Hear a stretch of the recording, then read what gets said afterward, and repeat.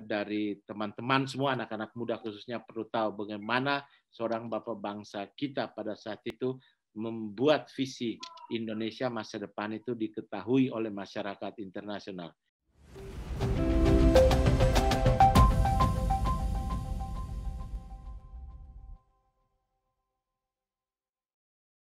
Assalamualaikum warahmatullahi wabarakatuh. Waalaikumsalam warahmatullahi wabarakatuh. Selamat malam para pemirsa, selamat malam Pak Duta Besar Johari Oratmangun, Pak Duta Besar Indonesia untuk Republik Rakyat Tiongkok merangkap mulia. Selamat malam Bapak. Selamat datang. Malam.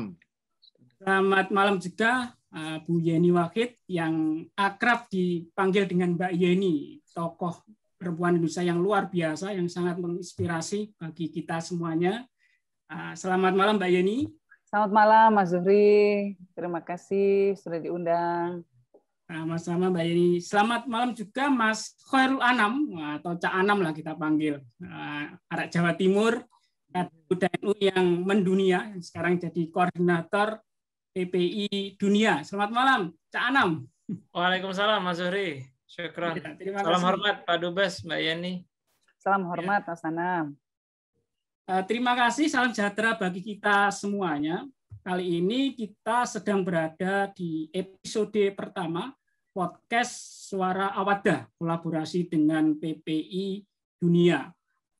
Suara Awadah ini adalah sebuah podcast progresif Muslim serial yang bertujuan untuk memberikan referensi Muslim yang rahmatan lil alamin. Sebelum saya menyapa para pembicara semuanya dan memulai selanjutnya, saya menyampaikan terima kasih yang pertama kepada KBRI Beijing, Pak Johari, dan para staf. Semoga sehat selalu. Dan terima kasih atas dukungan selama ini. PCNU Tiongkok, Santri Mendunia, Thrive, dan Awadah Group. Tentu saja tak lupa dalam media partner kita, yaitu Metro TV, yang dalam hal ini Metro Xinwen. Jadi insya Allah ini kita ada rekaman dengan Metro Xinwen atau berita dalam berbentuk bahasa Mandarin yang insya Allah akan ditayangkan di Metro Xinwen. Alhamdulillah malam ini kita mendapat kesempatan yang luar biasa. Saya sendiri secara pribadi juga ini pertama kali bisa bertemu walaupun secara virtual dengan tokoh-tokoh yang luar biasa, Mbak Yeni Wahid, Pak Johari. Saya itu Pak Johari yang selalu saya ikuti aktivitasnya di medsos yang luar biasa. Mas Khairul Anam baru ketemu juga malam ini. Langsung saja sesi pertama ini kita nanti insya Allah akan bagi 3 sesi. Sesi pertama, kedua, ketiga. Setelah itu nanti terakhir ada pertanyaan dari para pemirsa, baik pemirsa yang ada di Zoom atau mungkin dari YouTube. Mungkin pertama kali saya ingin menanyakan ke Pak Johari ini, Pak Johari Oratmangun, Duta Besar Indonesia untuk Republik Rakyat Tiongkok. Pak Johari ini aktifnya luar biasa. Hari ini mungkin sekarang di Anhui itu sekitar Tiongkok bagian tengah, dan kemarin mungkin saya melihat statusnya di Fujian, Provinsi Fujian. Jadi, waduh, luar biasa pokoknya. Jadi Pak Johari ini ketika awal pertama kali di tugas Tiongkok itu kira-kira tahun berapa, Pak? Dan kesannya bagaimana awal-awal? Saya mulai tugas di pertama, Assalamualaikum warahmatullahi wabarakatuh. Waalaikumsalam. Selamat malam, salam sejahtera buat kita semua. Saya sedang ada di kota Hebei, Anhui. Tadi baru makan malam dengan pejabat-pejabat di sini, dan salah satu perusahaan vaksin yang sedang melakukan fase ketiga di Indonesia, di Bandung lebih tepatnya. Kalau dulu kita mulai dengan Sinovac, kemudian Sinopharm, lalu CanSino, sekarang dengan Anhui. Dengan transfer of technology, kita sangat ingin bahwa pasokan vaksin ke Indonesia itu tidak terhambat. Ini untuk 2022. Mudah-mudahan hasil fase ketiganya segera keluar dan tadi kita makan malam. Besok saya akan kunjungi pabriknya, kemudian MUI akan ke sini dalam beberapa hari lagi untuk inspeksi untuk halal. Jadi ini semua kita lakukan demi karena kita sangat butuh vaksin. Dengan penduduk 270 juta, kita butuh vaksin. Selain kita kembangkan vaksin nasional, juga kita butuh vaksin sehingga ekonomi bisa bergerak lagi, dan juga kita compete dengan negara-negara lain. So far, syukur alhamdulillah kita dengan China baik. Yang kedua, terima kasih Mbak Yeni. Saya kenal Mbak Yeni bukan baru, saya kenal Mbak Yeni sejak tahun 99. Jadi sejak dia masih cantik dan tetap cantik sampai saat ini. Jadi bukan baru saya kenal Mbak Yeni, saya masih ingat benar waktu itu saya di New York menyiapkan beberapa hal untuk pertemuan Gus Dur yang kita semua cintai dengan berbagai petinggi-petinggi dunia pada saat itu. Mungkin saya harus cerita di sini bagaimana waktu itu kita diinstruksikan di New York oleh Presiden Gus Dur untuk mendekati semua orang yang berpengaruh pada saat itu agar menulis sesuatu yang positif tentang Indonesia sehingga rupiah kita bisa menguat. Banyak orang nggak tahu itu bagaimana waktu itu Presiden kita Gus Dur dengan segala keterbatasannya didampingi oleh Mbak Yeni datang ke New York. Kita kumpulkan 35 perusahaan yang berpengaruh terhadap istilahnya itu kalau bikin indeks ya, indeks mengenai kita, bagaimana kita harus mengumpulkan juga. Mbak Yeni masih ingat benar tuh, George Soros untuk datang, kemudian Henry Kissinger, saya kawal itu Henry Kissinger untuk bertemu Gus Dur, George Soros, juga Paul Volcker. Waktu itu Paul Volcker itu adalah gubernur dari Bank Sentral dan chairman oleh chairman dari Wall Street, sehingga Paul Volcker dan Henry Kissinger membuat tulisan yang menarik di Herald Tribune dan New York Times saat itu. Lalu itu membuat rupiah kemudian menguat. Jadi banyak orang mungkin sudah lupa, tapi saya ingat sebagai orang yang bertanggung jawab di perwakilan PBB saat itu mengenai isu-isu ekonomi, itu instruksi yang sangat clear dari Presiden saat itu. Saya masih ingat benar tuh Presiden Gus Dur berdiskusi bersama mereka didampingi oleh Mbak Yeni, dan saya masih ingat tuh Mbak Yeni Gus Dur minta cari CD dari seorang penyanyi country yang yang sangat disukai oleh Gus Dur. Pada saat saya buru-buru karena kalau ada lagu yang pas di beliau itu luar biasa. Kemudian sebagai senior diplomat juga saya ikut ke KTT G7 di Havana, di mana Pak Presiden Gus Dur pada saat itu bertemu Fidel Castro di hotel. Itu momen-momen yang nggak bisa saya lupakan sampai saat ini ya. Bagaimana banyak ceritanya itu waktu itu Mbak Yeni yang sangat telaten melayani Pak Presiden saat itu Gus Dur, menjelaskan kepada beliau. Lalu kemudian saya masih ingat Mbak Yeni itu membisikkan kepada beliau apa yang harus disampaikan di sidang Majelis Umum PBB, apa yang harus disampaikan di KTT Selatan-Selatan di Havana. Itu sesuatu yang luar biasa, sesuatu yang luar biasa ya. Itu membuat titik balik dari kita keluar dari krisis dan menjadi Indonesia seperti saat ini. Jadi luar biasa. Tokoh yang sangat saya kagumi Gus Dur, dan ibu luar biasa waktu tiba di New York saat itu. Saya waktu itu duta besar saya Pak Makarim Wibisono, saya masih ingat instruksi beliau jelas. Lalu kemudian kita kan meresmikan library Ki Haji Abdurrahman Wahid di PTRI New York. Itu bukunya, koleksinya ribuan itu. Jadi saya kira itu mungkin teman-teman yang perlu tahu bagaimana Bapak Presiden pada saat itu yang dikawal dengan luar biasa oleh Mbak Yeni. Tapi setelah itu kalau Pak Presiden sudah tidur, saya terus ngopi berdua Mbak Yeni. Kita diskusi banyak. itu apa baik di New York maupun di Havana ya. Jadi sekali lagi terima kasih, itu sekedar perkenalan singkat dari saya betapa pada saat itu as a diplomat at the age of late 30 early 40 begitu kagumnya dengan visi dari seorang bapak bangsa Gus Dur pada saat itu. Oh, banyak tuh di New York dia ketemu orang. Nggak percaya waktu chairman dari Mormon datang pakai pesawat khusus untuk diskusi dengan beliau di Hotel D Plaza di ruangan kerja di tempat menginapnya Presiden Gus Dur, lalu memberitahukan kepada beliau bagaimana Pak Gus Dur menyampaikan statement dan visi beliau mengenai Indonesia masa depan, bagaimana dunia masa depan di conference room 4 di Perserikatan Bangsa-Bangsa. Itu teman-teman dari teman-teman semua anak-anak muda khususnya perlu tahu bagaimana seorang bapak bangsa kita pada saat itu membuat visi Indonesia masa depan itu diketahui oleh masyarakat internasional.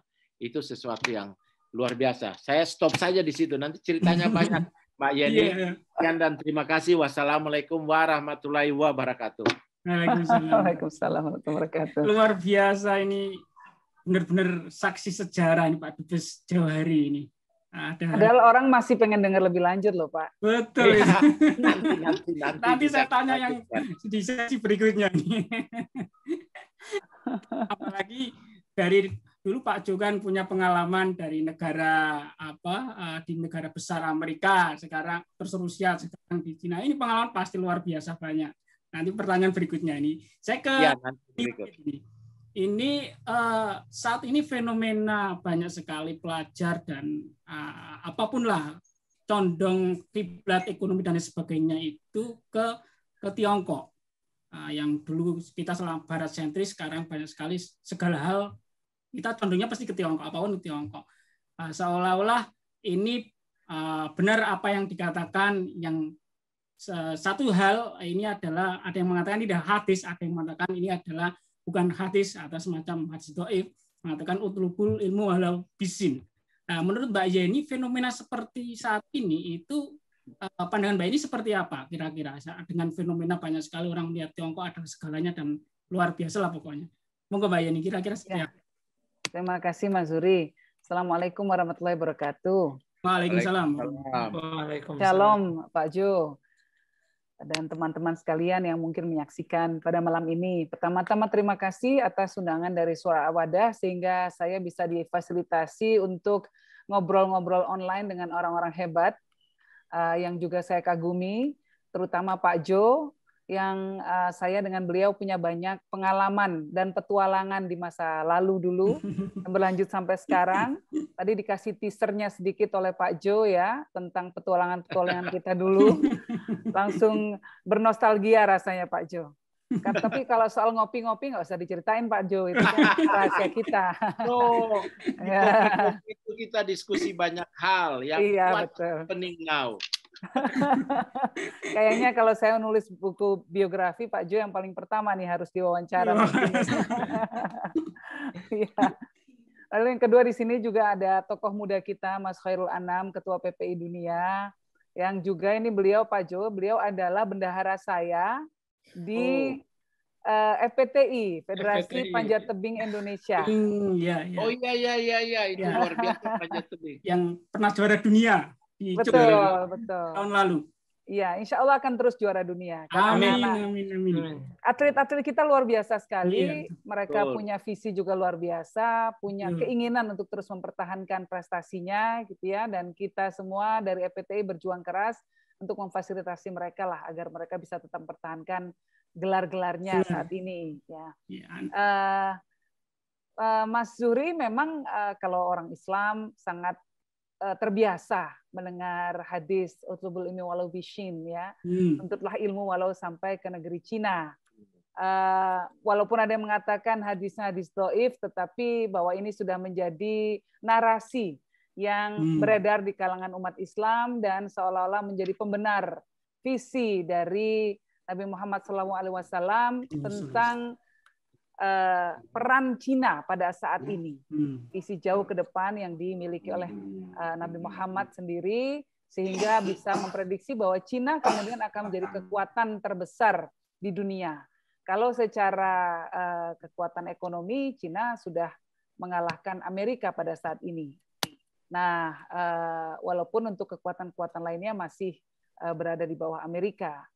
Nah, ini menunjukkan bahwa Cina ini luar biasa sekali, menjadi kekuatan besar di dunia yang harus dipertimbangkan. Nah, di Indonesia sendiri masih ada sedikit salah persepsi kalau mengenai Cina. Ini Pak Jo ini biasa nih mendengarnya nih kalau salah persepsinya. Katanya di Cina orang nggak boleh beragama dan lain sebagainya. Padahal justru ini khususnya menyangkut soal Islam, ya, dikatakan bahwa Cina itu memusuhi Islam. Padahal kita tahu dalam sejarahnya Islam di Cina itu sudah ada sekitar 1.400 tahun. Betul. Jadi sejak sahabat Nabi Sa'ad bin Waqqas dikirim ke sana, ya, lalu kemudian bahkan bertemu dengan salah satu kaisar Cina, dikirim saat ini dikirim sebagai envoy resmi, ya, mungkin sekarang ya sama kayak Pak Dubes beginilah, Dubes resmi ya waktu itu. Jadi panggilannya juga yang mulia. Nah, jadi Al-Mukarram Sa'ad bin Abi Waqqas ini dikirim ke sana dan kemudian berhasil memberikan kesan yang sangat positif terhadap Kaisar Cina, sehingga Kaisar Cina membangun sebuah masjid, ya, di daerah Kanton. Ya. Nah, jadi ini adalah sejarah yang tidak bisa dipungkiri, memperlihatkan bahwa Islam di Cina sudah lama sekali sejarahnya. Memang kemudian sama seperti sejarah di dunia, naik turunnya ada. Ada masa-masa di mana kemudian penguasa Cina tidak berkenan dengan Islam, tapi ini hubungannya lebih ke arah politik, perebutan kekuasaan, teritori dan lain sebagainya. Lalu ada juga dengan Genghis Khan dan lain sebagainya, dengan kekuatan Mongol. Nah, tetapi kalau orang Indonesia sendiri juga memahami bahwa banyak tokoh-tokoh Islam yang justru datang dari Cina menuju ke Southeast Asia, ya, Asia Tenggara, dan membawa risalah ajaran Nabi Muhammad SAW. Nah, ini dicatat oleh Ma Huang bahwa pemimpin-pemimpin Cina pergi ke Indonesia, itu salah satunya mendaratnya di Gresik, makanya di Gresik itu banyak keturunan-keturunan Cina. Di sana juga banyak tokoh-tokoh, terutama dari Wali Songo, ya, yang dikatakan beberapa juga sebetulnya punya darah Cina dalam dirinya, ya. Bahkan misalnya dikatakan Sunan Bonang. Sunan Bonang itu dari kata Bunang.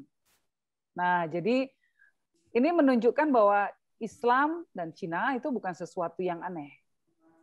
Nah, jadi kalau kemudian anak-anak, terutama pelajar-pelajar Indonesia dan seluruh dunia, saya rasa ya, seluruh dunia ini datang ke Cina untuk belajar, ini memang sudah fenomena sejarah dunia yang sewajarnya, mengingat Cina menjadi salah satu kiblat majunya teknologi, di sana ada progres, ya, di sana ada kemajuan, di sana ada ketertiban, di sana ada kekuatan ekonomi yang besar, sehingga menjadi wajar kemudian ketika dunia kemudian beralih ke Cina karena kekuatannya yang begitu besar. Nah, satu hal yang menurut saya yang patut kita catat dari Cina adalah dalam sejarahnya Cina itu tidak melakukan ekspansi secara ideologi. Ya, lain dengan Eropa, ya. Indonesia pernah mengalami, kita dijajah Belanda, negara-negara tetangga kita dijajah oleh Prancis, dijajah oleh Portugis, dan lain sebagainya. Jadi ada ekspansi yang dijalankan. Kalau Cina enggak, maunya dagang, maunya sama-sama untung. Nah, jadi ini hal-hal menurut saya hal-hal yang menarik sekali yang perlu menjadi catatan kita, sehingga kita bisa memperlakukan Cina itu dengan seimbang, ya, dengan wajar, tanpa perlu dibumbui dengan narasi-narasi politik yang membuat orang ketakutan untuk berhubungan dengan Cina. Itu mungkin dari saya seperti itu dulu, Mas Suri. Terima kasih. Terima kasih Mbak Yeni. Ya, jadi kita melihat Cina itu harus seimbang. Jadi tidak selama ini narasi-narasi yang berkembang di kalangan sebagian di kita itu memang narasi ketika ada istilah saja Cina saja sudah seolah-olah negatifnya muncul duluan sebelum positifnya. Padahal intinya Cina itu pengennya hanya berdagang. Di mana-mana kan. Ya, betul. Betul.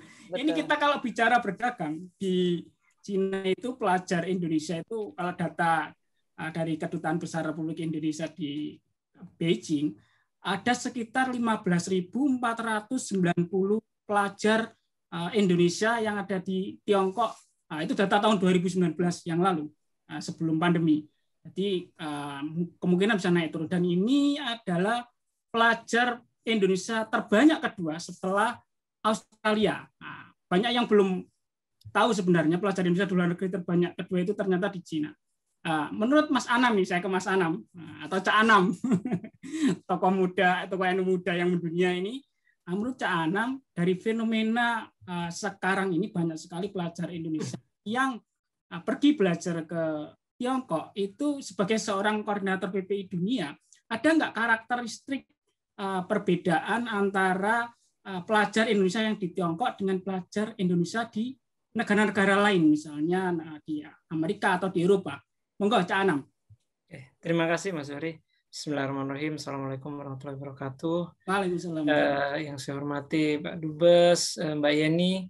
Ini ibaratnya dua gajah, saya semut sendirian nih. Dua tokoh besar. Mas Anam ini soal badannya atau gimana nih? Kita jadi sensitif nih saya sama Pak Joni. Ini profilnya. Oke. Jadi dua tokoh yang saya sangat kagumi dan inspirasi, Mbak Yeni sebagai tokoh perempuan Indonesia yang inspirasi sekali. Saya pertama kali ketemu beliau di Praha tahun lalu itu langsung, pokoknya nggak bisa nggak kagum lah sama beliau. Bahkan masyarakat di Ceko waktu itu datang ke kedutaan bilang kita nggak pernah datang seramai ini. Hanya karena sosok Mbak Yeni Wahid, jadi full itu kedutaan di Praha itu hanya untuk lihat beliau. Di sini ada Pak Jauhari, mantan duta besar Rusia dan sekarang di Tiongkok. Ini kan negara besar, artinya spesialis negara besar. Jadi ini saya belajar di sini, Mas Zohri. Terkait tadi pertanyaan ya, memang selain fenomena yang tadi disampaikan Mbak Yeni, betapa besar engagement pelajar Indonesia terhadap pendidikan di Cina, itu juga ternyata berdampak juga terhadap bagaimana mobilitas pelajar Indonesia di Cina untuk berkontribusi terhadap PPI Dunia. Dan itu tidak terlepas tanpa bukan karena di sini ada Pak Jauhari, tapi memang faktanya dari informasi yang saya terima, betapa besar dukungan beliau terhadap PPI, terutama juga PPI Dunia.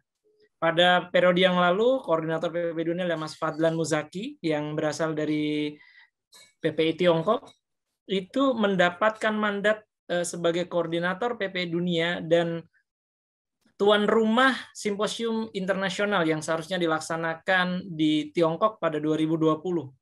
Dan dari informasi yang saya terima itu adalah dukungan dari Pak Jauhari. Lalu kemudian karena terjadi kondisi pandemi COVID, beralihlah simposium menjadi online dan ternyata tahun 2021 itu tuan rumahnya pemenangnya adalah Tiongkok. Jawabannya sederhana karena dukungan Pak Jauhari luar biasa.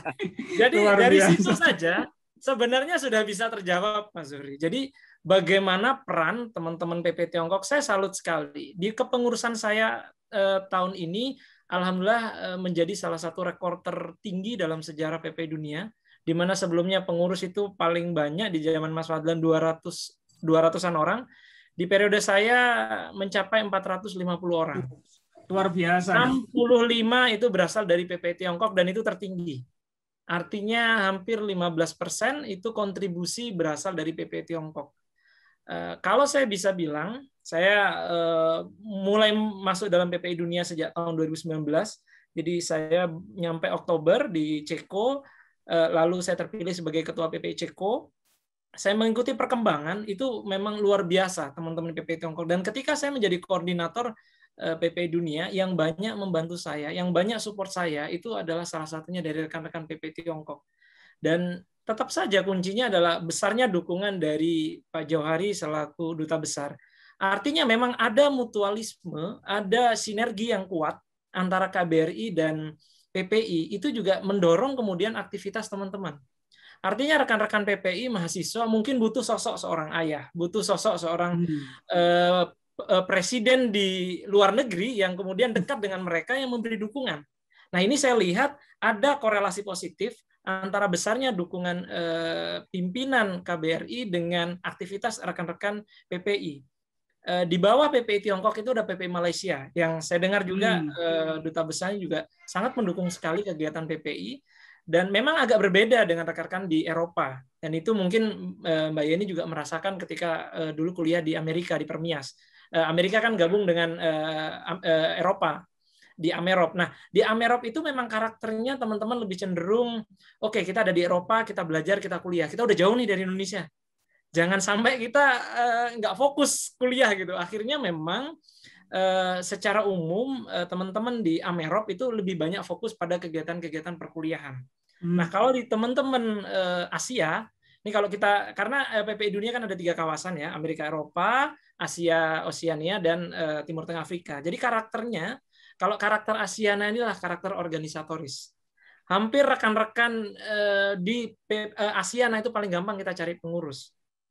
Misalnya paling tinggi kan Tiongkok ya. Kemudian ada Malaysia, itu tertinggi kedua. Lalu kemudian ada Taiwan juga di Asiana.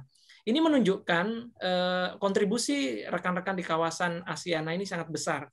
Karena bisa jadi kedekatan hubungan dengan Indonesia, karakternya yang sama dengan Indonesia, lalu banyak juga organisasi yang berkembang di Indonesia sehingga mereka lebih melek organisasi. Seperti PCNU juga ada di Tiongkok, lalu kemudian organisasi-organisasi lain saya lihat. Nah, itu yang membuat mereka akhirnya sangat mudah sekali berhubungan dengan organisasi dan merasa organisasi ini menjadi satu tempat pembelajaran yang positif. Dan itu memang tidak banyak sama ya dengan karakter rekan-rekan di Eropa yang cenderung oke lah kita kuliah udah fokus pada kuliah gitu. Jadi ini yang saya terus terang kagum kepada rekan-rekan PPI Tiongkok, dan survei memang membuktikan kalau bisa saya bilang ya, PPI Dunia tanpa PPI Tiongkok nggak akan jalan. Ya, itu fakta empiris karena saya merasakan. Ikut nggak nih, Mas Akbar ketua PPI Tiongkok ikut nggak dia sekarang? Oh, Niko Akbar. Niko, ya. Kurang tahu nih Pak. Nanti saya kontak untuk ikut deh. Jadi memang ini yang saya lihat luar biasanya. Di samping juga saya melihat dorongan dari teman-teman yang memang kuliah di Tiongkok dengan kemajuan ekonominya di sana. Lalu saya melihat juga bagaimana banyaknya perkembangan pemikiran, ide yang kemudian juga akhirnya tersumbang kepada PPI Dunia. Dan ini juga sejarah, ini Pak Jauhari izin saya sampaikan, PPI Dunia di masa kepemimpinan saya pertama kali punya Mars PPI Dunia. Dan pemenangnya itu berasal dari PPI Tiongkok. Apa? Si Panjaitan kali atau siapa? Iya, Edi Panjaitan itu, terima kasih. Luar biasa sekali itu. Dari Pak Dubes sampai apal Pak Dubes. Itu Mas Yuri. Iya, terima kasih Cak Khairul Anam, koordinator PPI Dunia, yang menjelaskan terkait dengan bagaimana karakteristik pelajar Indonesia di Asia, terutama di Tiongkok, dengan pelajar Indonesia di negara-negara Eropa atau di Barat. Ini memang tak lepas dari peran ngemongnya Pak Duta Besar Jauhari. Ini memang luar biasa. Termasuk tadi sampai hafal Mas Endena Sution itu kan termasuk beberapa tahun lalu ketika ada evakuasi dari Wuhan, peran yang luar biasa. Saya sendiri merasakan bagaimana proses dan lain sebagainya itu. Pak Dubes Jauhari ini, Pak Dubes punya pengalaman yang luar biasa. Tadi sudah disebutkan di awal bagaimana jadi duta besar di Amerika, jadi duta besar di negara Eropa dan Rusia, dan sekarang di Tiongkok. Itu kan karakteristik negara-negara besar semuanya. Jadi pasti pengalamannya nggak bisa dicatat lah saking banyaknya, ibaratnya seperti itu. Dari pengalaman-pengalaman itu, terutama terkait dengan keislaman ini, Pak, melihat Islam di negara-negara besar tersebut dengan Islam Tiongkok, kira-kira pembedanya seperti apa, Pak Dubes? Ya, terima kasih Mas Suhri. Pertama ini saya mau menyapa dulu. Saya nggak tahu ikut nggak ini Mas Imron Rosadi nih. Ini partner saya kalau berdiskusi nih di WA, kadang kita berdiskusi tengah-tengah malam. Mudah-mudahan beliau ikut ya. Karena saya ikut kan, ikut ya. Saya belajar banyak juga dari beliau tuh. Luar biasa tuh kawan kita yang satu ini ya. Saya suka. Beliau sudah beberapa kali juga ke embassy, ke rumah saya, kita berdiskusi sama-sama. Jadi saya ingin menyapa beliau juga, Mbak Yeni. He's good. Lalu tentunya Mas Suhri ya. Mudah-mudahan istri sama anaknya sehat-sehat ya. Alhamdulillah sehat Pak Cul. Mas Coril Anam ini ini kalau sampean nggak jadi ketua PPIDU-nya ini jadi bintang film ini, kocak banget. Jadi anyway, sebenarnya saya melihat itu, saya senang mensimplifikasi ya.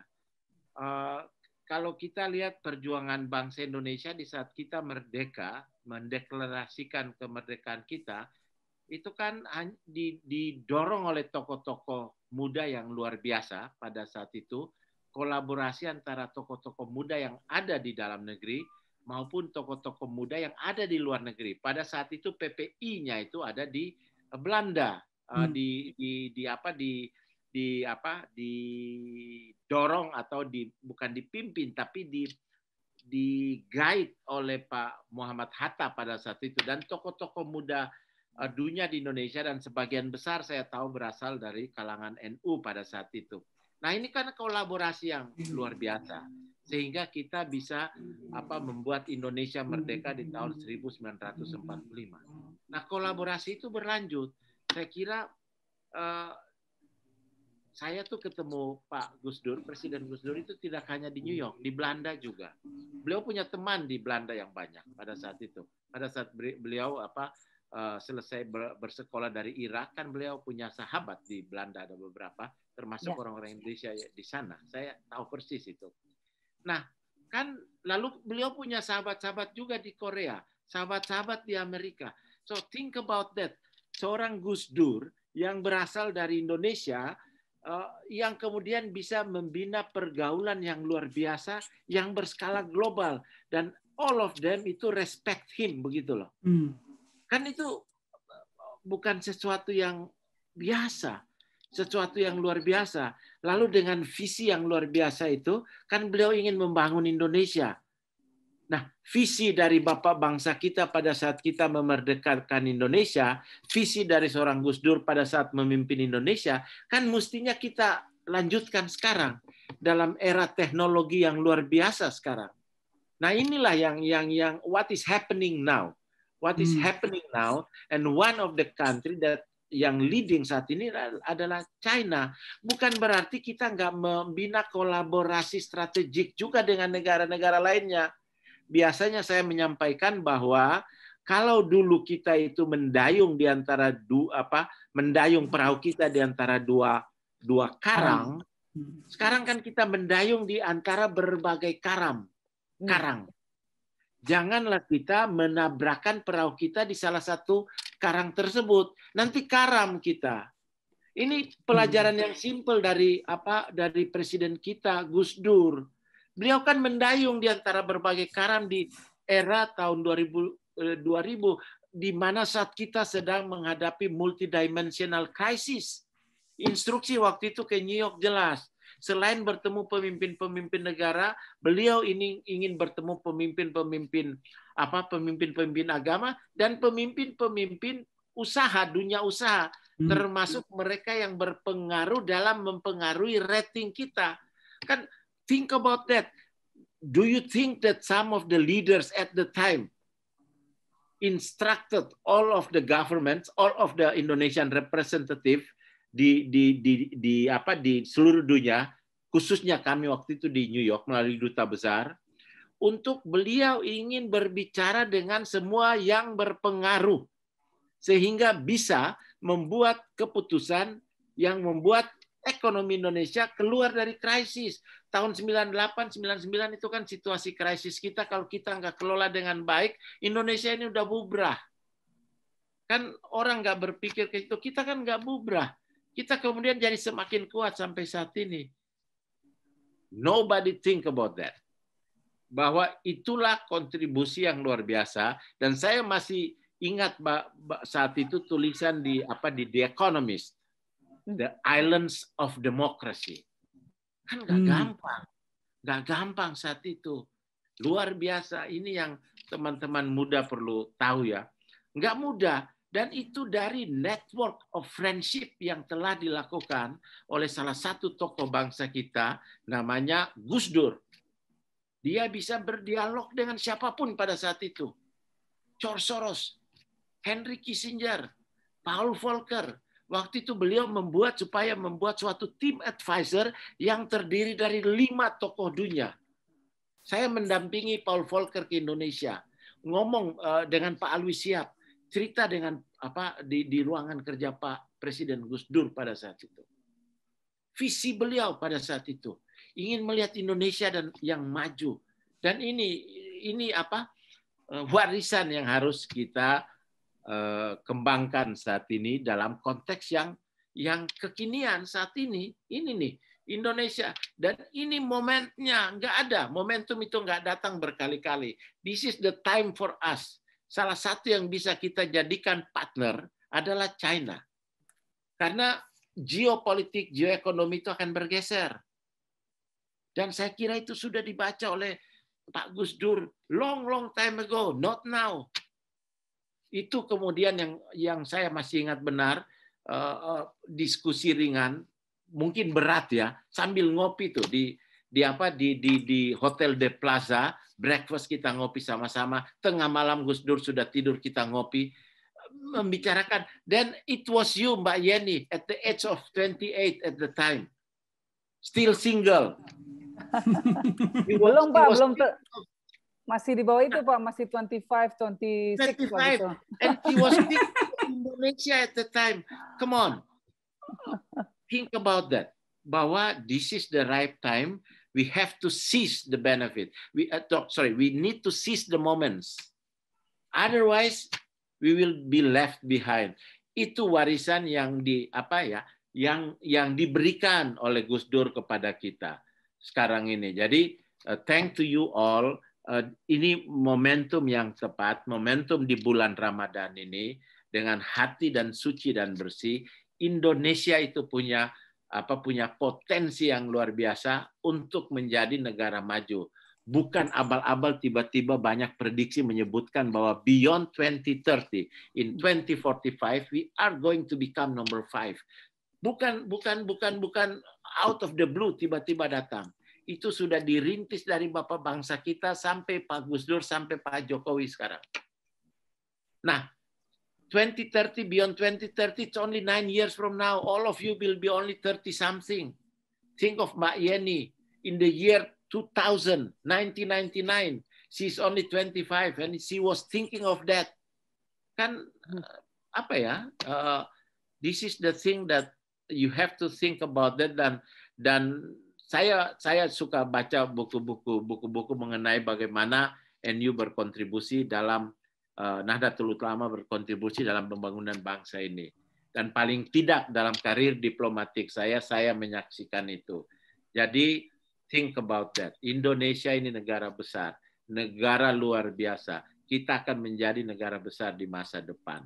Dan pemikir-pemikir dan pelaku-pelaku muda seperti kalian ini yang akan berkontribusi. Saya suka bilang begini, think about China 20 years before. Like 1999, year 2000. Belum apa-apa. Sekarang 20 years after, look what is happening in China now. So think about Indonesia, what we are now, what will be the picture of Indonesia in the next 10 or 20 years. And because of the advancement of the technology, dan otak kita ini, knowledge-based technology, intelektual yang ada di NU itu luar biasa. Think about us 10 years from now, 15 years from now. Bukankah itu luar biasa? Saya ingin juga tuh lihat nih Mas Suhri, kemudian Mas Anam dan lain-lain kan jadi pemimpin bangsa 10 years, 15 years from now. Kita ingin lihat kan sekarang in somehow kan Mbak Yeni telah berkontribusi yang luar biasa. So this is my a contribution from Anhui sekarang, dan memang saat ini hubungan kita sedang bagus-bagusnya dengan China. Manfaatkan itu secara maksimal untuk pembangunan bangsa kita yang luar biasa ini, Republik Indonesia. Sekian dan terima kasih. Terima kasih Pak Du. Luar biasa Pak Luar Johari. biasa emang. Pak Jo, keren banget sih. Luar biasa.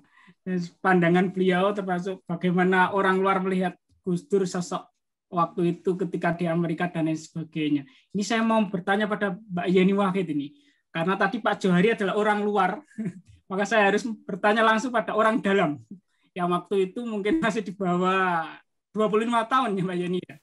Bagaimana mengikuti sepak terjang Gus Dur kemana-mana dan lain sebagainya. Kira-kira terkait dengan hubungan Indonesia-Tiongkok. Karena tidak bisa dipungkiri hubungan strategis komprehensif sekarang ini itu tidak bisa lepas dari peran Gus Dur waktu itu tahun 99. Kalau nggak salah ketika Gus Dur pasca dilantik jadi presiden tahun 99 bulan Desember, kunjungan pertama ke China. China itu ada fotonya banyak di sini ya, tuh. Itu Gus Dur mengatakan akan membentuk poros Jakarta Peking New Delhi. Nah, sebagai orang dalam ini Mbak Yeni Wahid, apa sih yang di benak Gus Dur waktu itu yang kira-kira sehingga seperti sekarang ini Indonesia dengan Tiongkok yang luar biasa hubungannya? Monggo Mbak Yeni Wahid. Iya, betul. Jadi Gus Dur punya visi ke depan bahwa ekonomi dunia itu terlalu berkiblat kepada Amerika dan Eropa, yang kemudian mendiktekan aturan-aturan kepada negara-negara lain di dunia. Nah, Indonesia termasuk yang sering sekali dipersulit lah. Sampai sekarang kan memang barang-barang kita juga agak sulit masuk ke Eropa karena standarnya juga harus khusus. Lalu kemudian kadang-kadang masalah-masalah internal kita juga dijadikan alasan gitu ya. Nah, tapi di sisi lain ada kekuatan-kekuatan ekonomi yang kalau disatukan itu akan luar biasa sekali, bisa menjadi poros baru, ya, yaitu Indonesia, Cina, India, dan Jepang. Ini sudah 3/4 pangsa pasar dunia ini sudah ada di dalam poros baru ini. Kalau sampai terwujud, itu kekuatan ekonomi luar biasa sekali. Kalau misalnya bisa kemudian membuat sebuah hubungan ekonomi yang lebih efisien, ada trade relations yang terbangun antara negara-negara ini saja, itu bisa efisien, produk yang dihasilkan mungkin jauh lebih efisien lagi, kita tidak perlu membayar biaya yang lebih mahal kalau transaksi dengan Eropa dan Amerika misalnya, ya. Lalu kemudian juga sesuai dengan pasar Asia sendiri, ya. Nah, kenapa Jepang dimasukkan? Karena Jepang memang sebagai negara industrialis dan uangnya juga banyak sekali pada waktu itu. Jepang memang salah satu penopang ekonominya adalah investasi di luar negeri. Nah, Yendaka. Kenapa? Yendaka istilahnya. Yendaka, ya betul. Nah, jadi kalau Mas Zuri ini juga suka pakai yen Pak untuk mata uang Pak Bang Jo. Yen ono, yen ora ono gitu. Kalau ada, kadang-kadang ada, kadang-kadang nggak ada gitu lah. Ini orang Jawa nih yang tahu ininya. Bayarnya begitu ya. Nah, jadi Gus Dur melihat bahwa ini poros harus diaktifkan untuk bisa memberikan keseimbangan baru dan kemudian bisa mempunyai bargaining dengan Amerika dan Eropa yang memang mendiktekan term-term mereka dalam banyak isu-isu perdagangan dunia. Kan banyak sekali kasus-kasus sampai sekarang misalnya Indonesia dibawa oleh Eropa dilaporkan ke WTO soal nikel. Ini misalnya contohnya gitu ya. Lalu sampai sekarang juga isu soal kelapa sawit kita juga sangat dipersulit nih contoh-contohnya. Nah, jadi Gus Dur melihat kenapa ini negara-negara ini dengan jumlah penduduk besar sekali kalau kita memproduksi barang untuk kebutuhan negara-negara penduduk dari 4 benua ini, 4 dunia ini ya, 4 negara ini sudah lebih dari cukup.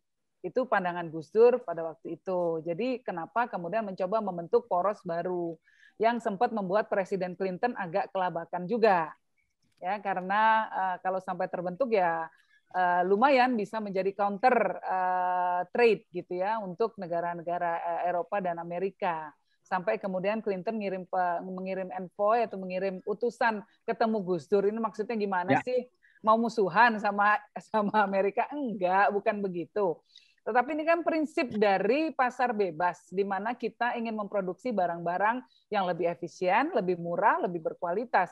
Wajar-wajar saja kalau kemudian kita mempunyai keinginan seperti itu. Nah, jadi kira-kira seperti itu, Mas. Lalu kemudian kalau kita kaitkan juga dengan Islam ya, Gus Dur juga melihat bahwa dengan melihat ada hubungan historis antara Indonesia dengan Cina, ada banyak yang bisa kita kolaborasikan. Ya, orang-orang di Cina sendiri, orang-orang Muslim juga banyak. Kita sewaktu ke Cina, Pak, kita sempat berkunjung ke salah satu masjid di sana, bertemu dengan pemimpin-pemimpin Muslim Cina di sana, ya. Dan ada banyak hal yang sebetulnya bisa dikolaborasikan baik dulu maupun sampai sekarang. Nah, jadi ini visi ke depan Gus Dur, visi jauh ke depan Gus Dur yang coba beliau laksanakan, coba beliau keluarkan, paparkan gitu ya, dengan harapan agar ini bisa diteruskan dan bisa membuat keseimbangan baru baik dalam bidang perdagangan maupun dalam bidang geopolitik, sebetulnya begitu. Nah, di sisi lain juga kita mencoba membangun hubungan yang lebih komunikatif, yang lebih baik dengan Cina, sehingga semua hal bisa kita bicarakan, termasuk macam-macam mungkin manuver-manuver yang dilakukan oleh Cina, misalnya di Laut Cina Selatan, kita bisa berbicara. Ya, satu hal dari Cina yang menurut saya patut kita hargai adalah kita bisa bicara kok sama mereka. Karakternya orang Cina kan kita bisa ngomong ke mereka. Betul. Nah, jadi ini yang harus kita eksplorasi lebih dalam. Nah, kunjungan Gus Dur ke Cina yang pertama, state visit-nya ke Cina, itu juga untuk menunjukkan, itu pesan besar. Rata-rata orang state visit pertama pasti ke Amerika. Iya. Kalau Gus Dur ke Cina dulu. Itu jauh sebelum Cina menjadi superpower dunia seperti sekarang. Itu. Betul. Jadi visinya Gus Dur memang agak ke depan. Itu tahun 99 itu. Iya. Nah, sampai adik saya pun belajar Mandarin waktu itu. Oh, di mana? Di UI. Nah, sekarang anak saya juga kursus Mandarin. Luar biasa.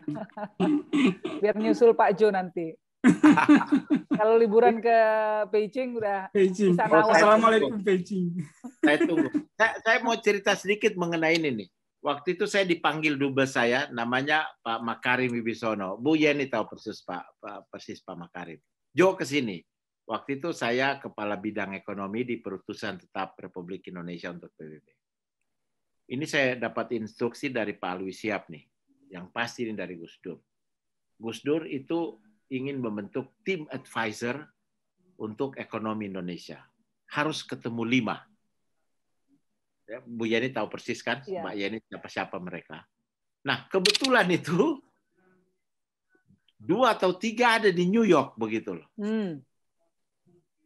Justru saya nggak mau tahu, pokoknya kamu usaha supaya saya bisa makan malam dengan mereka untuk itu. Ya. Masalahnya bukan itu. Bukan bahwa kita mengatur makan malam. Tapi masalahnya bagaimana Gus Dur berpikir pada saat itu. Think about that. It was 1999, 2000. Mengatur tim advisor presiden yang punya performance global yang luar biasa untuk membuat Indonesia itu keluar dari krisis tahun 99. Kan gak gampang. Ya. Bagaimana harus melibatkan Lee Kuan Yew. Lee Kuan Yew salah satunya, betul Pak. Salah satunya Paul Volcker, Henry Kissinger, George Soros, kemudian Presiden Director dari BNP Paribas, kalau masih ingat. BNP Paribas, ya. Kan nggak terpikir pada saat itu.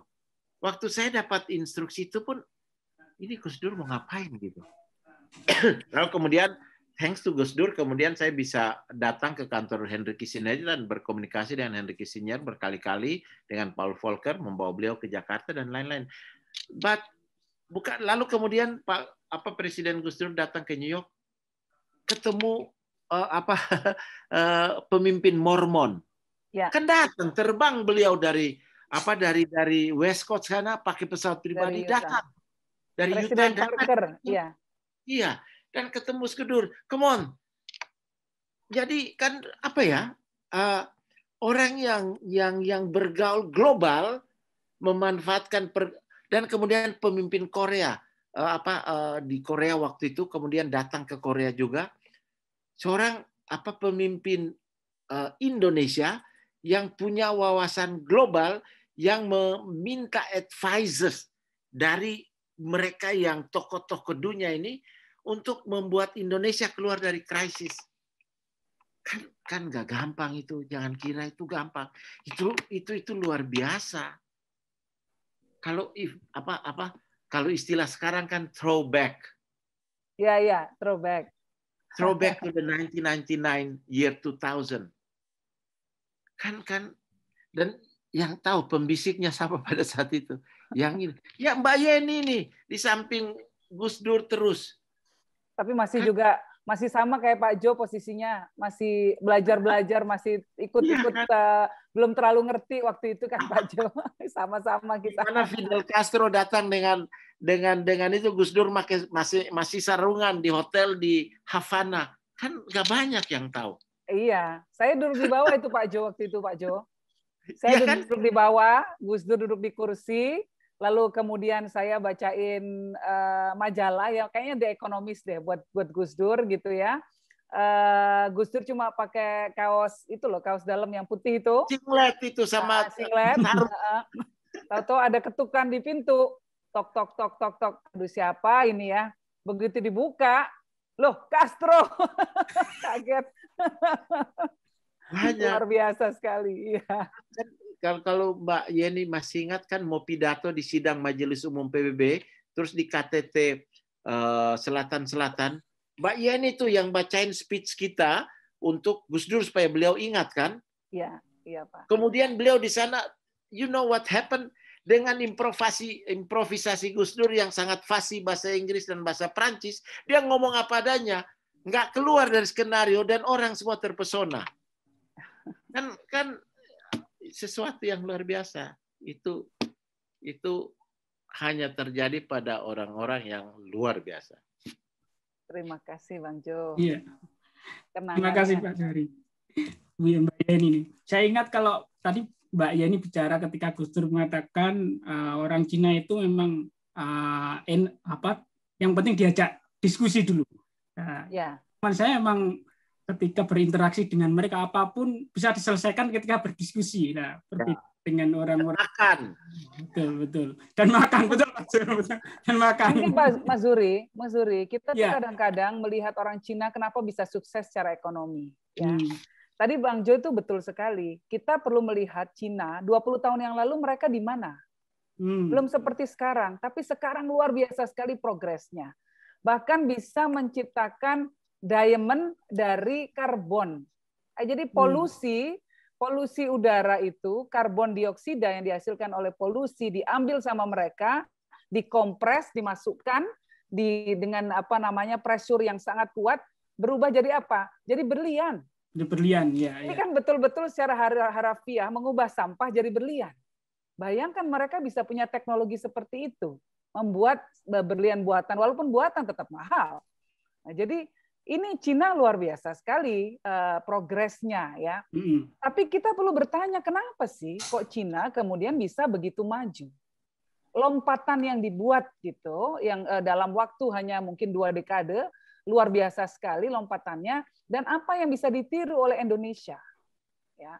Nah mungkin Bang Jo bisa nanti mengelaborasi ya. Tapi kalau dari sisi saya melihat satu hal yang bisa kita tiru yaitu apa? Persatuan. Betul. Cina itu unity ya, persatuannya kuat sekali. Mereka semua bergerak dalam satu langkah ritme yang sama-sama mau maju semua.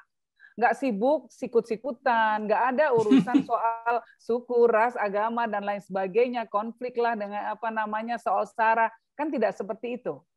Nah yang kedua, mereka ada soal ketika kita deal dengan mereka, ya, kita deal dengan kepercayaan itu penting buat mereka.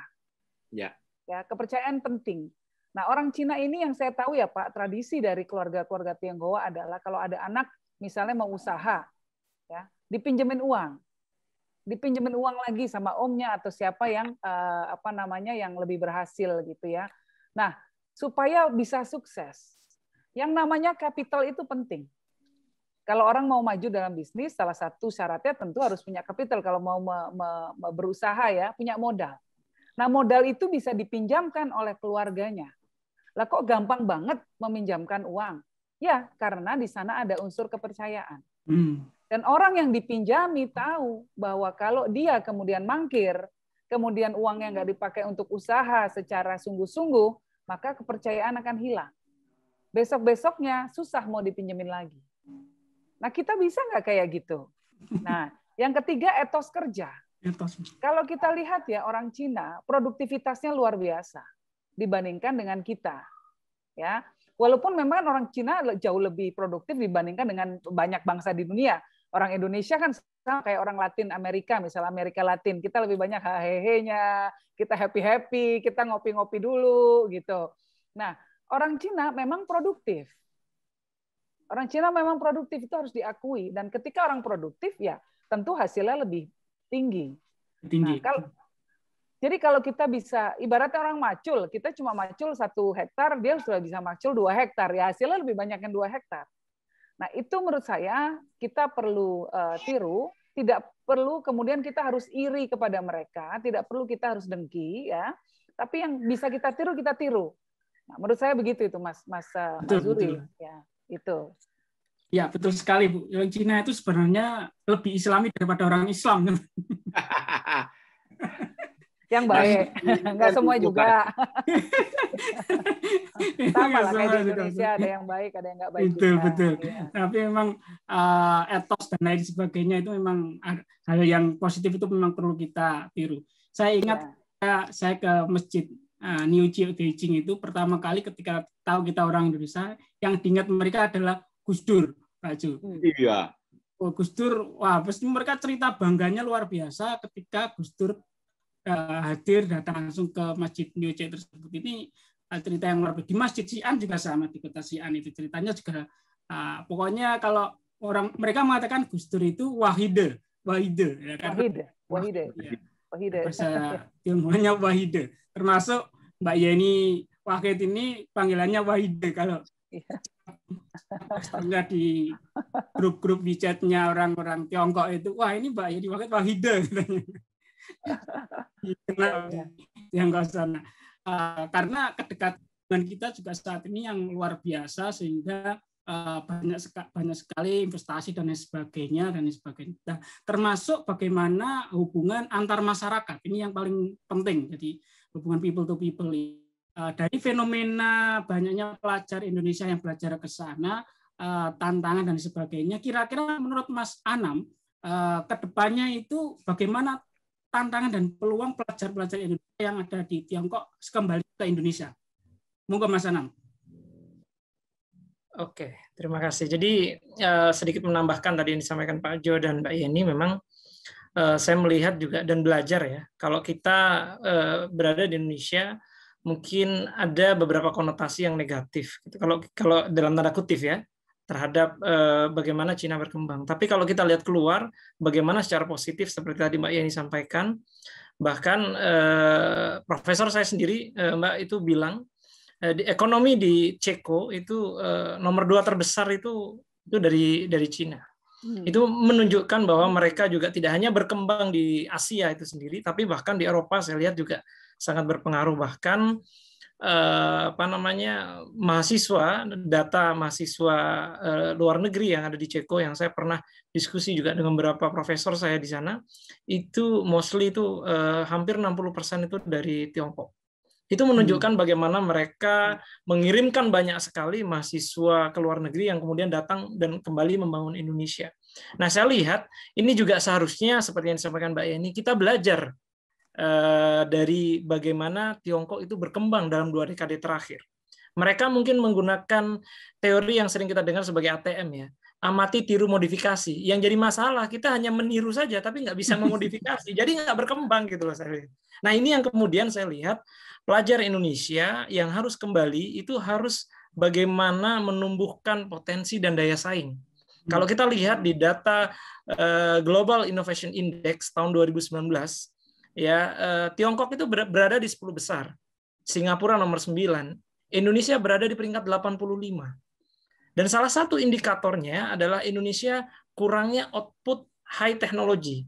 Nah, ini yang saya lihat dan menjadi pemikiran kita bahkan di PPI, bagaimana kita coba membangun agar pelajar Indonesia yang kemudian kembali ke Indonesia bisa membangun Indonesia, bisa membangun negara kita sebagaimana kita lihat Cina juga seperti itu, Korea seperti itu, Jepang seperti itu. Karena seperti yang kita ketahui, bahkan banyak riset menyatakan bagaimana dampak pendidikan terhadap kemajuan suatu negara.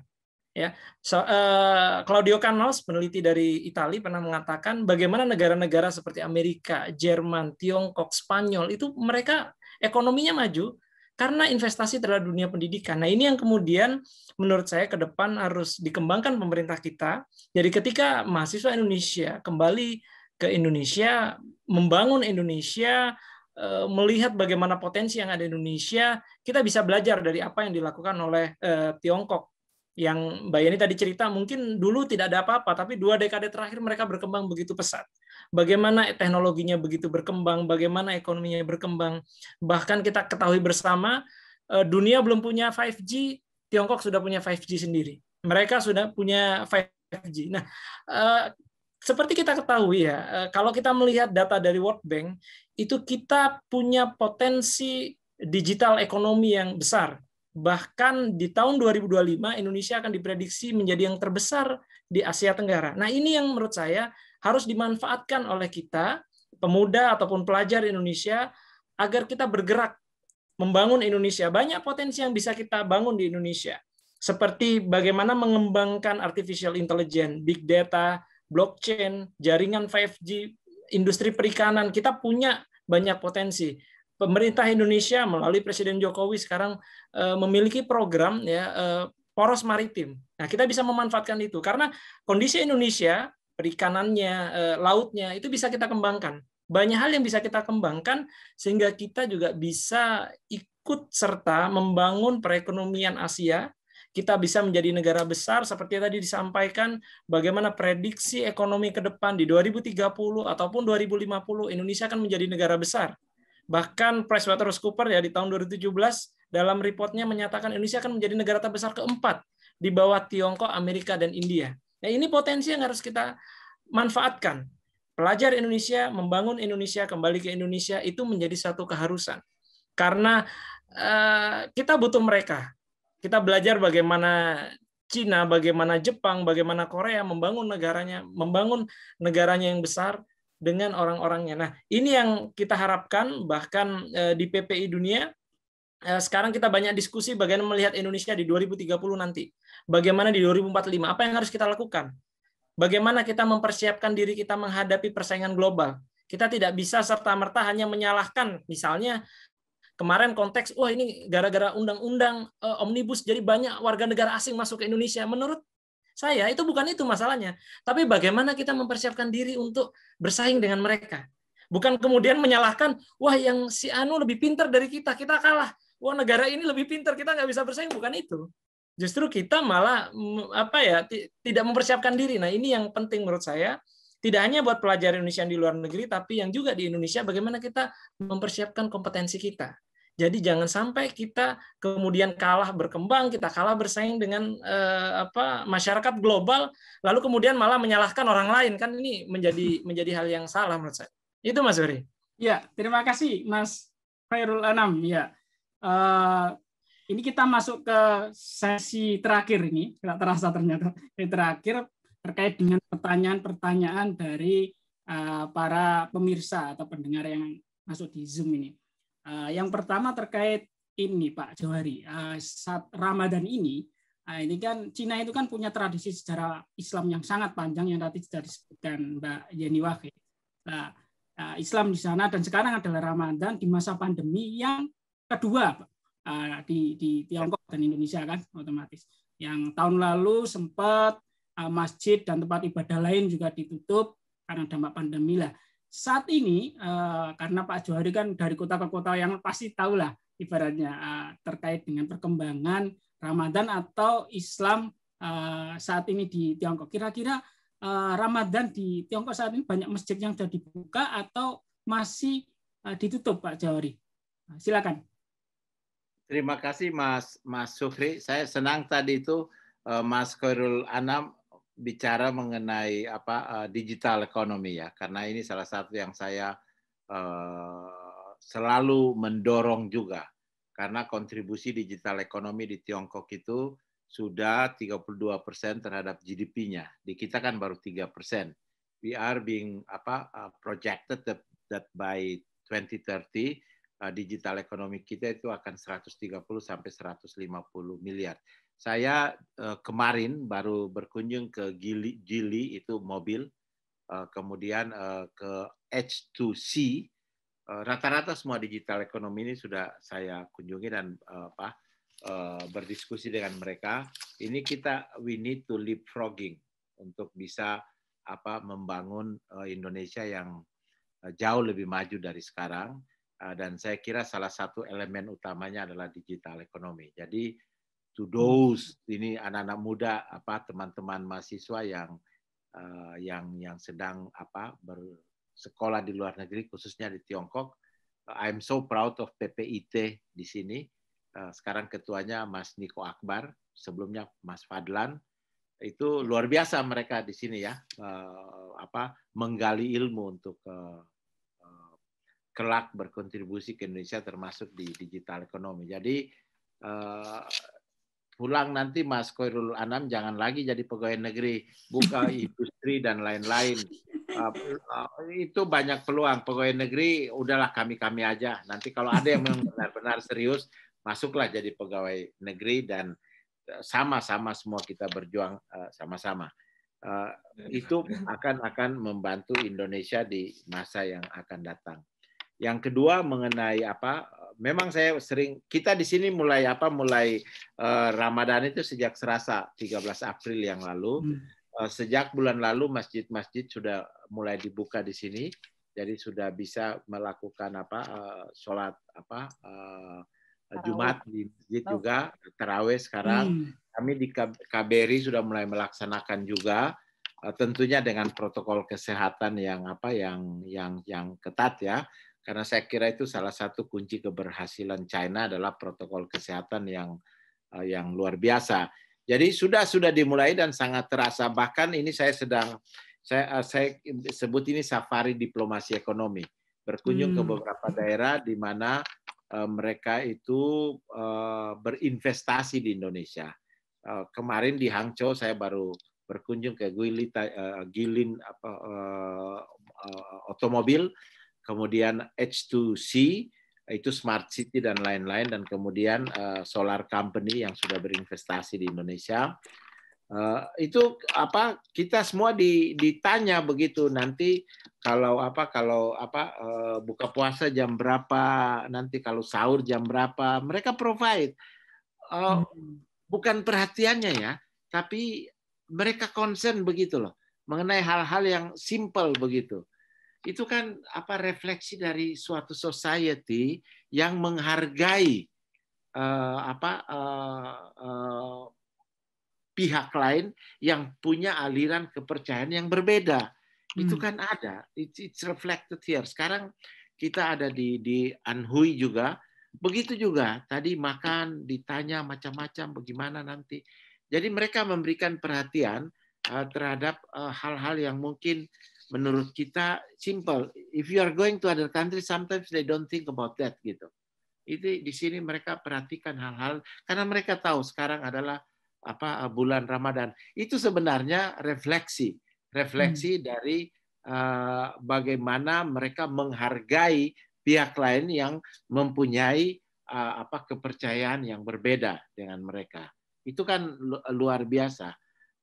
Jadi di sini saya kira Ramadan, saya kira Mas Suhri bisa cerita banyak kan mengenai bagaimana situasi di berbagai kota di Indonesia apabila memasuki bulan Ramadan, perhatian dari pihak kampus maupun dari pihak-pihak unit kemahasiswaan lainnya, di mana mereka memberikan perhatian yang khusus juga kepada kaum muslimin yang menjalankan ibadah puasa kan.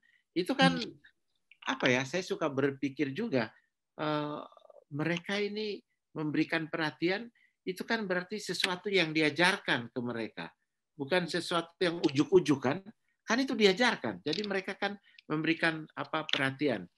Yang berikutnya tadi Mbak Yeni sudah menyinggung itu, bangsa-bangsa yang besar ini itu mereka maju karena rasa cinta akan negaranya. Rasa cinta akan negaranya kan itu sudah diajarkan sejak zamannya Kiai Haji Hashim Asy'ari, kemudian Gus Dur dan lain-lain, kan bukan sesuatu yang baru. Itu yang kita sebut dengan nasionalisme.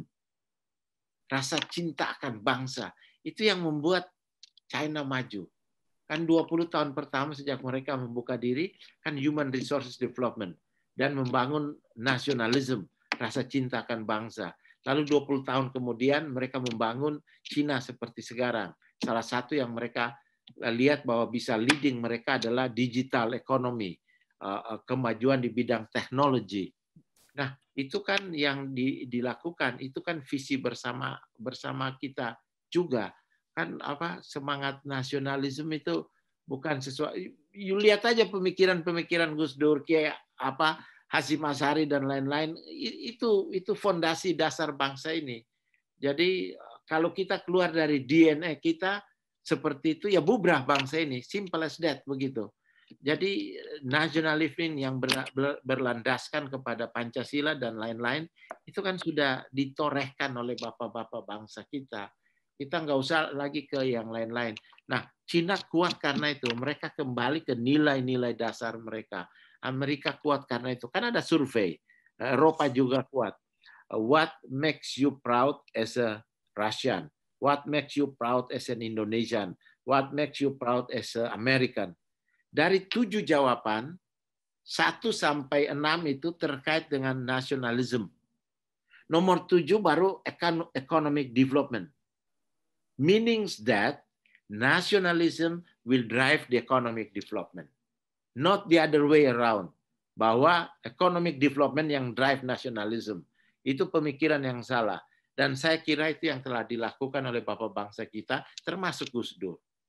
Jadi itu yang beliau, karena rasa cinta sama bangsanya kan, beliau kalau lihat, bayangkan dengan keterbatasan yang ada saat itu, beliau mau keliling ke berbagai negara untuk memperkenalkan Indonesia, meminta mereka untuk memberikan bantuan dan membantu Indonesia untuk keluar dari krisis. Kan nggak gampang. Itu kan rasa cinta akan bangsa yang besar ini, akan negara kesatuan Republik Indonesia. Nggak gampang itu. Jadi itu yang mungkin sesuatu hal yang ingin paling tidak nilai-nilai yang diwariskan oleh pemimpin-pemimpin bangsa kita, termasuk Gus Dur, termasuk presiden kita saat ini, Presiden Joko Widodo, yang ingin kita nih, khususnya teman-teman muda ini. Saya kan sebentar lagi sudah pensiun ini, duduk manis kan sambil melihat bagaimana kita bergerakan, tetapi you are the one who is going to lead this country. Jadi let's do something good. This is the moments. Moments itu we need to seize. Don't let the moments itu passing by tanpa kita mengambil, apalagi buat teman-teman yang bersekolah di Tiongkok saat ini. A lot of things can be done when you are here in Tiongkok, when you are there in the United States, in Europe. Get something good about them, bring it back to us, and then let's kita buat bangsa ini seperti yang digariskan oleh bapak-bapak bangsa kita, termasuk Gus Dur, untuk menjadi negara maju. Itu bukan sesuatu yang tidak mungkin terjadi. Mereka punya visi dan itu mungkin terjadi. Begitu aja. Iya, terima kasih Pak Johari. Jadi karena waktu sudah jam 10 sekaligus mungkin tadi sekaligus ini remarks dari Pak Dubes ini saya lanjut. Ingin dengar dari Bu Yeni. You have ya, to listen ini Mbak Yeni ini terkait dengan tadi itu nasionalisme, bagaimana Tiongkok persatuan dan sebagainya. Saya ingat betul di Tiongkok itu banyak sekali kaligrafi yang ditempelkan di masjid-masjid itu hubul waton minal iman. Ini sekaligus nanti closing dari Mbak Yeni, kira-kira ada keterkaitan apa Islam di Tiongkok dengan Islam di Nusantara? Monggo Mbak Yeni. Ya, kalau di Tiongkok itu madhabnya kan rata-rata itu madhab Hanafi dan sedikit Maliki. Ya, ini juga termasuk dari madhab 4 yang kita anut di Indonesia, walaupun mayoritas umat Islam Indonesia masih madhabnya Syafi'i, tapi madhab yang lainnya juga termasuk yang kita ikuti gitu ya. Jadi di sini ada kesamaan-kesamaan. Bahkan pernah ditemukan teks Burdah gitu ya, yang diterjemahkan dalam bahasa Cina. Ini untuk menunjukkan bahwa saking lamanya gitu ya, lama sekali Islam itu ada di Cina gitu, dan kesamaan-kesamaannya banyak sekali. Nah, termasuk tadi itu soal hubul watan minal iman. Kalau kita lihat, jadi hubul watan minal iman itu Pak Bang Jo adalah kecintaan kepada negara dan bangsa itu adalah sebagian dari keimanan kita. Gitu. Jadi dan kita lihat itu malah dipraktekkan di Cina. Bagaimana orang Cina sangat proud terhadap tradisi mereka, sangat proud terhadap negara mereka, bangsa mereka, gitu ya. Nah, bagaimana kita bisa meniru itu? Bahwa bangsa Indonesia dengan berbagai macam keragaman yang kita miliki, multi etnik, multi agama, multi suku, ya, lalu kemudian multi pulau dan lain sebagainya. Kita negara arkipelago terbesar di dunia. Bagaimana kita bisa membuat kebinekaan itu menjadi sesuatu yang menguatkan kita semua? Karena kan justru kebinekaan itu menjadi kekuatan. Kita bisa belajar banyak dari kebinekaan yang ada. Nah, negara lain tidak punya keragaman yang kita miliki. Ini adalah nikmat yang besar sekali. Jadi menurut saya kita bangsa Indonesia jangan menjadi orang-orang yang kufur nikmat, ya, orang-orang yang mengingkari kenikmatan yang kita miliki. Ya, justru kita harus menghargai nikmat yang kita miliki itu dan membuatnya menjadi modal agar Indonesia makin besar ke depannya. Di sanalah kita bisa meniru hal yang positif dari Cina. Nah, satu hal yang saya pernah membaca sebuah statistik yang sangat menarik, yang membahas soal proyeksi penduduk dunia ke depan nanti, ya, dilihat dari salah satunya adalah dari basis agama. Dan yang paling menarik yang saya lihat dari statistik itu adalah bahwa beberapa dekade ke depan nanti penduduk Muslim terbesar di dunia, ya, komunitas Muslim terbesar di dunia itu bukan ada di Indonesia. Kalau sekarang ini kan Indonesia yang dianggap sebagai negara dengan penduduk Muslim terbesar di dunia. Nanti itu negara dengan penduduk Muslim terbesar di dunia adalah Cina. Ya, beberapa dekade dari sekarang. Bayangkan, jadi setelah itu India, baru kemudian Indonesia. Nah, jadi sekarang ya memang Cina Islam di Cina masih minoritas. Ada yang mengatakan jumlahnya 20 juta, ada yang mengatakan sampai 80 juta, kita nggak tahu ya, itu tergantung data yang ada ya. Namun jumlahnya sudah banyak, bayangkan 20 juta saja itu berapa kali. Orang Islam di Aceh saja cuma 3 juta. Nah, ini di Cina 20 juta, jauh lebih banyak daripada orang Islam di negara-negara lain, di misalnya orang Islam di Emirat atau orang Islam di Qatar gitu kan, jauh lebih banyak di Cina. Nah, artinya bahwa mau nggak mau kita harus berkolaborasi karena adanya shared history, adanya shared belief tadi itu yang bisa membuat dasar bagi kita untuk membuat kolaborasi yang baik bagi hubungan dua negara yang jauh lebih maju lagi. Kira-kira dari saya begitu. Ya, terima kasih Mbak Yeni, sekaligus tadi closing remark-nya. Yang terakhir ini Cak Anam untuk sekaligus closing remark-nya ini. Monggo Cak Anam. Kira-kira peluang tantangan pelajar Indonesia yang ke depan setelah kembali itu kan butuh kontribusi dan lain sebagainya. Ke depan pelajar atau alumni-alumni PPI di seluruh dunia ini apakah perlu kembali secara fisik ke Indonesia atau bisa berkontribusi dimanapun? Ya, monggo closing ininya, remarknya. Ya, Anam. Terima kasih Mas Zuhri. Jadi memang kalau pertanyaannya harus kembali, menurut saya berkali-kali saya sampaikan itu kembali kepada hak personal ya, karena itu hak mereka untuk kembali atau tidak. Tapi bagi saya pribadi, Indonesia itu adalah rumah kita. Indonesia adalah tempat kita membangun. Kita punya banyak potensi untuk dibangun. Kita punya tempat untuk dibangun. Bahkan kalau kita dengar lagu klasik ya, kayu dan batu batu ditanam aja jadi tanaman gitu loh. Nah, ini menunjukkan Indonesia itu punya segalanya untuk dibangun, dan kita bukan negara kecil. Sejarah sudah memperlihatkan bagaimana negara besar Indonesia di masa lalu, dan kita bisa mengulangi itu. Nah, tantangan kita saat ini adalah bagaimana menarik mahasiswa kembali ke Indonesia. Memang ada beberapa polemik, dan saya merasakan sendiri di beberapa rekan-rekan terutama yang berada di Eropa yang merasa bahwa saya kuliah dengan biaya saya sendiri, pemerintah tidak ada touch dengan kita, tidak ada misalnya kontribusi terhadap saya misalnya, lalu buat apa saya kembali? Itu memang ada keluhan seperti itu. Nah, ini yang kemudian PPI Dunia mencoba menjembatani antara pelajar dan government, pemerintah Indonesia dalam hari ini, dengan berbagai stakeholder. Tujuannya adalah agar seluruh mahasiswa merasa tersentuh bahwa oke, negara butuh kita, negara peduli sama kita. Seperti mungkin tanpa mengurangi rasa hormat, apa yang dilakukan Pak Jauhari mungkin teman-teman tidak semua merasakan di beberapa negara lainnya. Sehingga kemudian ada beberapa teman-teman juga yang melihat ada kebutuhan kita mahasiswa untuk dipedulikan oleh pemerintah. Ini yang dalam setahun terakhir ini PPI Dunia mencoba meningkatkan engagement antara pemerintah dengan pelajar yang ada di luar negeri, sehingga mereka merasa disentuh, mereka merasa terwakili, mereka merasa dijadikan bagian dari pembangunan. Dan harapan saya memang pelajar Indonesia harus kembali membangun Indonesia.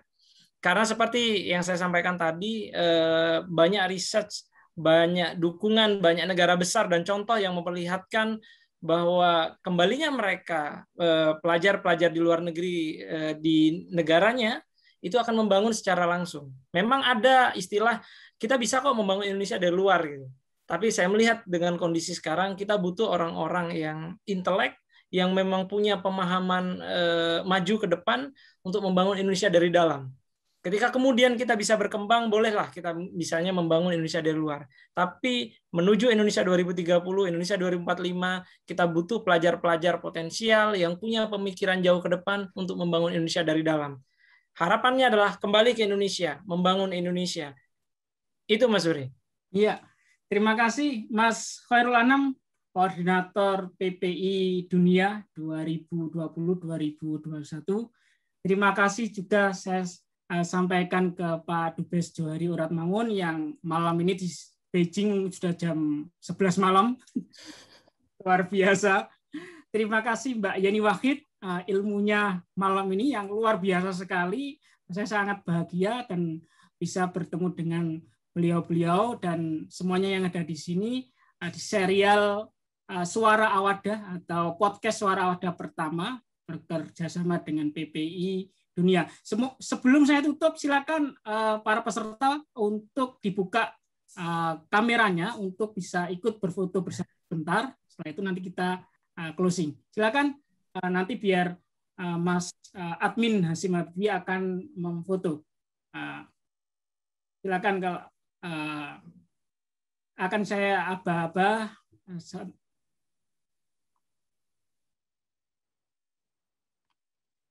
Ya. Mungkin sebagian masih ini belum berkenan atau menjelang istirahat. Ya, Mas admin Hasim, monggo disiapkan Ya, ini Mbak Yeni lagi cantik sekali tuh pakai kerudung dan baju gitu kan. Nyesal kalau nggak foto sama-sama. Betul. Aduh. Kesempatan luar biasa ini. Bang Jo, terima kasih banyak ya Bang Jo yang nostalgianya. Aduh, kapan-kapan izin kita rekam dong Bang Jo. Siap. Kita bikin documentary project gitu ya. Untuk ya. bicara soal kenangan. Ingat banget ya. Itu, 1, Presiden 2, Gus Dur. 3. Yang bagian kedua 1, 2, 3. Oke. Ya, terima kasih Mas Hasim Habibie. Kirim salam buat istri dan anaknya ya. Ya, Pak Jo, terima kasih. Pak Jo dapat salam dari Mas Imron. Pemirsa dimanapun berada. Mbak Yeni Wakid, matur nuwun sangat. Terima kasih banyak. Terima kasih banyak. Terima kasih. Betul, terima kasih. Pak Jo, terima kasih. Terima kasih Mbak Yeni, salam buat Ibunda. Baik Pak Jo. Sama-sama salam buat Ibu juga Pak Jo. Ya, selamat malam semuanya. Saya tutup dengan Assalamualaikum warahmatullahi wabarakatuh. Waalaikumsalam warahmatullahi wabarakatuh. Insya Allah nanti ketemu di podcast Suara Awadah berikutnya yang luar biasa ini.